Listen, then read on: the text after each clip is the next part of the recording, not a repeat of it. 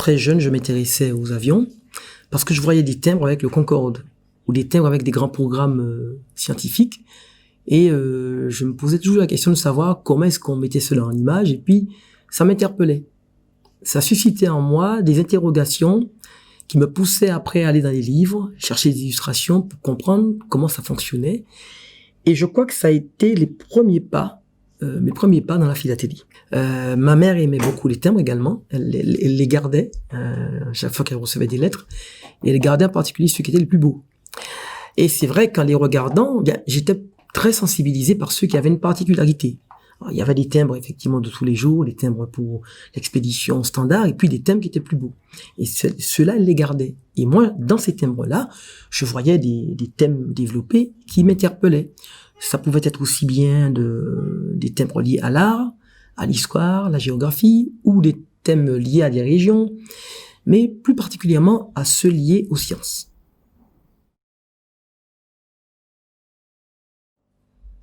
J'ai commencé une petite collection, je dirais dès l'âge de 10-12 ans, parce que c'est là où on commençait à avoir vraiment des timbres qui circulaient et qui notamment étaient collectionnés par d'autres élèves qui avaient les mêmes centres d'intérêt que moi. Mes camarades de classe et moi, ceux qui étaient intéressés par cela, ou les amis avec lesquels je jouais autour de mon quartier, nous collectionnions les plus beaux timbres. Ça pouvait être un attrait par la couleur, par les formes, par l'originalité. L'un des premiers timbres à l'origine de mon intérêt était des timbres liés à l'aviation, notamment à Mermoz, les grandes traversées, l'aéropostale. Il y a eu ensuite l'arrivée du Concorde. Il y a eu aussi de très beaux timbres liés à des régions. C'est une histoire très riche, mais on se souvient en tout cas des grands traits de cette histoire-là. Même si j'ai gardé l'intérêt pour les timbres à caractère culturel, régionaux, je me suis concentré sur les timbres qui vantaient l'intérêt et la pertinence des sciences et techniques. En particulier ceux qui sont liés à l'histoire de l'espace, de l'aéronautique, et aux grands programmes spatiaux qui ont besoin de se nourrir de l'imagination des jeunes. Les grands programmes sont nés d'abord du rêve et après ont pris essence dans la population par la créativité des grands ingénieurs ou d'autres personnes. Et il y a un certain nombre de thèmes qui mettent en valeur cette faune et cette flore de Guyane, notamment les oiseaux. Il y a beaucoup de timbres qui sont parus, qui mettent en valeur la Guyane. Ces thèmes sont émis dans le réseau national. C'est aussi un vecteur qui permet de faire une certaine forme de promotion régionale de la Guyane, puisqu'à travers nos timbres, on reprend des emblèmes. Nous avons 4 timbres qui ont été créés en 2016, qui sont actuellement en cours de diffusion. Ces timbres reprennent des éléments importants de la faune de Guyane, comme les oiseaux, le toucan, les ibis rouges. Ce sont des oiseaux qui sont magnifiques et qui sont endémiques de la Guyane. La philatélie permet aussi de faire cette promotion de la spécificité guyanaise à travers ces images qui sont montrées.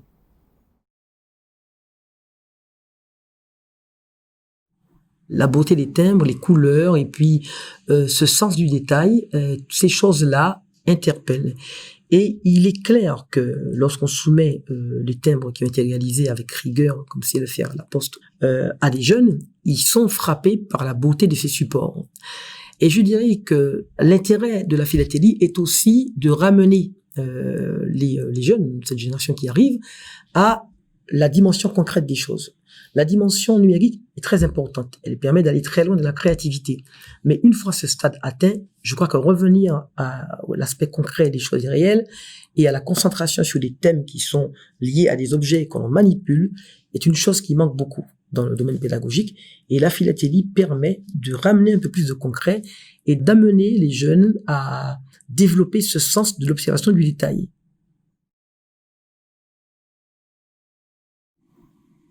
Nous avons été confrontés à une situation où on devait identifier un satellite.